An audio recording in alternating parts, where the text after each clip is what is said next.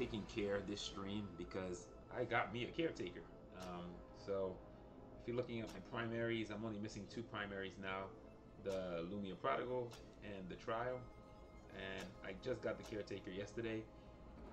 Managed to get a mod for it pretty fast, probably in about an hour or so after getting it. I got a mod for it. It's decent. It's running gun and tactical. And I've been playing it full Vanguard. Even though I missed the, what do you call that bad boy? I tend to miss the Ring of the Veil, which is one of my favorite trinkets because it's so brokenly overpowered. But yeah, so if I open the star chest, I think I might get a trial because the trial is the only one that I'm still kind of missing. Trial was also in my shop like 2 days ago, so star chests tend to give me stuff that I just missed buying. And the caretaker was there yesterday, so I was just like, really? Why not? It's kind of rough because I'm trying to save for that flamethrower, but we're not sure how quick 0.11 is going to come out. So the caretaker was good to go. At level 7, this caretaker is probably one of the stronger guns out there. I'm playing against people with way higher builds, and this gun taking them out pretty comfortably. It's a little rough because of the 5 charges, and I've been using it with the Art Mandrel, but it's still pretty effective. I was using it with Temporal Rush also, but we'll see. Next Ascension level, I played this morning to get the Ascension level ready to go. So whatever happens, whatever game I play, whatever mode I play, I'm definitely getting the Ascension level. Doesn't matter. Win or lose, it's going. So I get the 10,000 dust. And I think what I'm going to do with that is upgrade a lot of the level 19 stuff and just push them into the level 20. So I can just get those out of the way. Because I have a lot of stuff sitting there that needs to level up anyway. And if I have some dust left over from that 10,000, I'm thinking of pushing maybe some of the level 7 stuff up to like level 8 or level 9. It's not that bad compared to other stuff, but yeah. So we're gonna capture the flag. Another thing I'm gonna be showing is the camera pan trick. I'm using a PlayStation 4 controller, or a generic PlayStation 4 controller.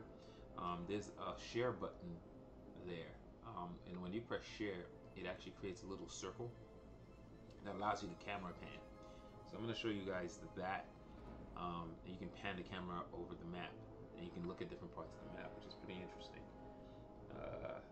I don't know if the options button does anything, but I know that's what that one does. And then there's a button in the front that's kind of like the start button, the one down here. I think this takes screenshots, and I can just check right now. No, did it? Oh wait, that turns it on. Duh, I'm a little slow. Let me see if option takes a screenshot. Share would take the screenshot in most cases, but it doesn't seem to do anything. And then options. Hey man, what's up? Thanks for the heads up on the what do you call it? The flamethrower. Speaking of which, I'm gonna get out of here for a second and jump into Twitter. Or actually, I can go into Discord also. That's the quiz. Let's go to Twitter. So, this is a preview of a flamethrower. And it's interesting. What's so cool about this game that a lot of folks don't realize is the engine, they have the ability to aim the camera anywhere they want. We mortar drop leaps in command with your finger swipes.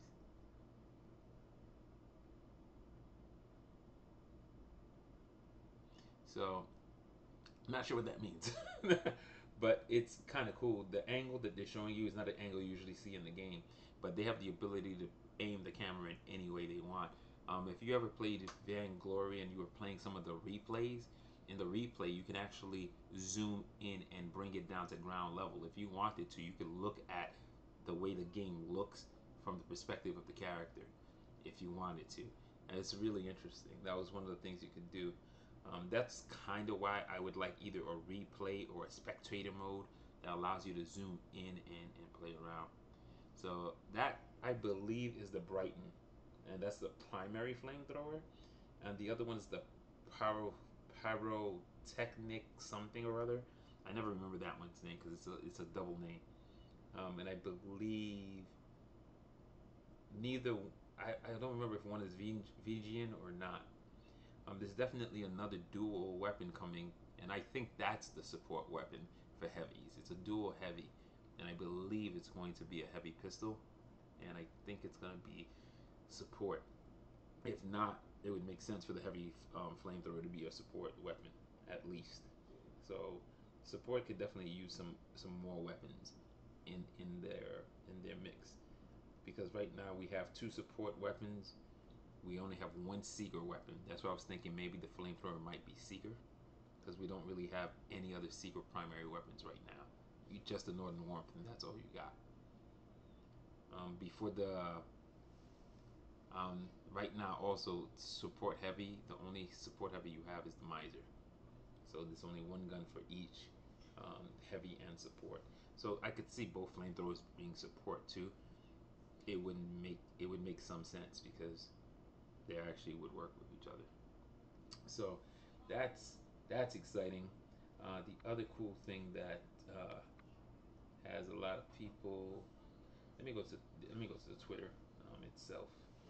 So there's that, and then let's go back to Catalyst Black, and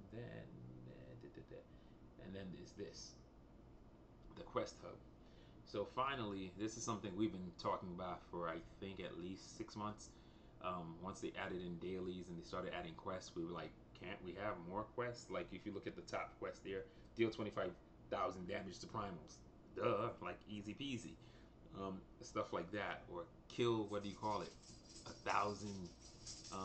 Kill 20 wild slingers, or 50 wild slingers, or call the meek. 75 player kills. You know what I'm saying? That stuff like that is really cool. Or in this case, 125 player kills, because killing 75 people ain't that hard in this game.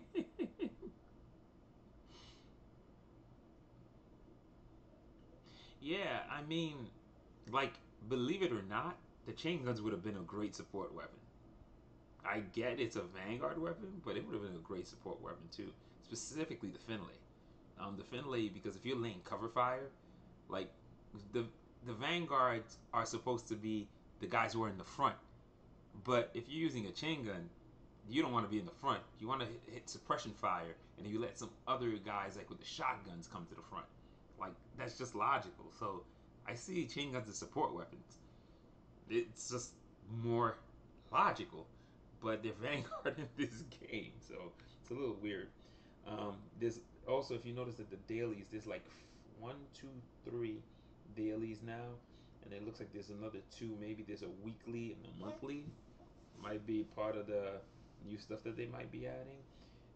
But complete a match with a friend. So if you see complete a match with a friend, how can you complete a match with a friend without parties? Or maybe if you join into a friend, but the way joining works right now, you have the same chance of being on the opposite team as you have of being on the same team. So if you're going to have something like complete a match with a friend, does that mean parties have to come too? Mm-hmm. So that might be kind of cool, because if they add parties, these streams are going to be a lot more fun.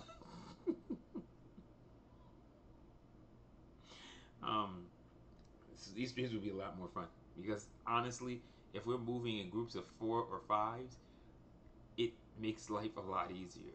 Then I can actually, somebody who says like, hey, they're gonna play sniper, then I can actually play shotguns to support them, and then we can run as a team. And then other people can bring in chain guns, and like we all can have a variety of builds. Like right now, one of my favorite builds is definitely dual support, dual support ranger assassin. because it's facade and the miser, and then you use your freaking volatile mind and your ring of the veil. Like, that's a killer build. Right now, if I'm playing capture the flag, I have a very specific capture the flag build. That's Tetrad, MK4, Sprint, and Ring of the Veil. So that's a Ranger Assassin build. But boy, is it fast. Like, you can kill me, and I can actually respawn and get the flag before you reach the flag. That's how fast that build is. Especially on the smaller maps, I can literally get to the flag before you do, almost every time. So it's a speed build. It's getting to the point where it can do damage because it's like level 15, level 16, most of the items in it, but it's really more about running and stopping you from scoring by getting to the point where I'm going to be before you can get to the point where you want to be. So it's cool. And to prove Sundari is the best primal, he kind of is.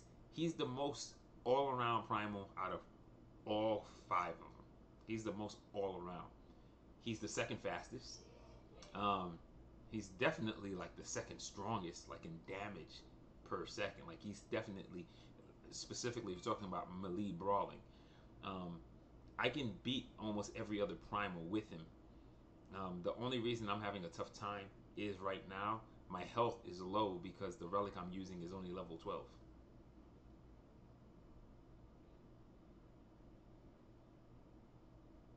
Why would we want that? I don't want to stand still. That's what more is for. I don't want to stand still. And then the other thing is, it looks like skins might be coming. Like, why would they show you the character but not show you the character? And the skins I'm talking about is not like full, completely different looking skins, but I think it's gonna be coloration. There's if you ever go onto the Facebook site, you'll actually see different colors versions of Sean. Seriously? Then you'll see different color versions of what do you call it? Of Corey also. Like, why would it just drop? This is like super freaking annoying, bro.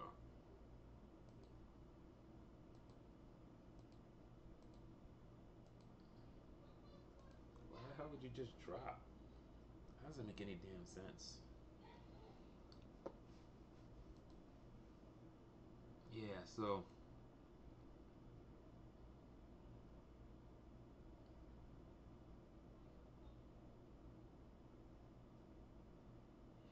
yeah, actually, I still think a nice group of 5. Yeah, you're correct. Group of 2, 3s would be hot. Um, or even groups of like roving bands of 5s would be good too. 4 groups of 5. Like, if you can get a full game of like Eventide, like, there's supposed to be 20 players in that game. So four groups of 5, you could dominate and hold places. And it's, again, having the ability to maximize and get people to work together would be nice. We had it a few times, but what sucks about this current state is we cannot guarantee we'll be on the same team. And a lot of people who want to play on the same team will have to do things where they have to keep jumping in and out of games and hoping new people come in so they can be on to play with the person they want to play. And that's kind of whack. Yeah, the best I've seen was 14v14, and each player had a bot on each side. So it was 15 versus 15, but it was 14 live players on both sides, which was surprising because that's the most I've ever seen on Eventide. If you're talking about capture the flag, I've seen back in the earlier days. I saw an 8v9, an 8v9. It was really full. But it's hard to get that. But like, if you have even 4 people on each team, it still plays a lot different. If you have 3 people on each team, it plays a lot different. Like 1v1s in CTF, I don't lose those. Like, it's super easy to win. For me to lose it, I have to be playing a really off build, and then I'll get rocked. Like, it's the same problem. I can play sniper, but I can't guarantee myself I'm gonna win games with sniper, because like if I'm playing flag hunter, I can't guarantee I'm gonna win with flag hunter with sniper. The way those guns work, they're not designed for chasing. They're designed for keeping people away. And if you're caught at the end having to run after somebody, yeah, that game's pretty much done. So loadout, basically this is my capture the flag loadout. So I'm gonna run that, and then after that I'll switch over to caretaker Vanguard builds, to play those a bit. And like I said, it's a decent build. It's just not. It's low level.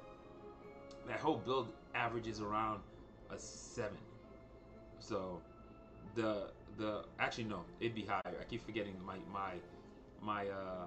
Art Mandrel is pretty high. It's level 15. I forget about that.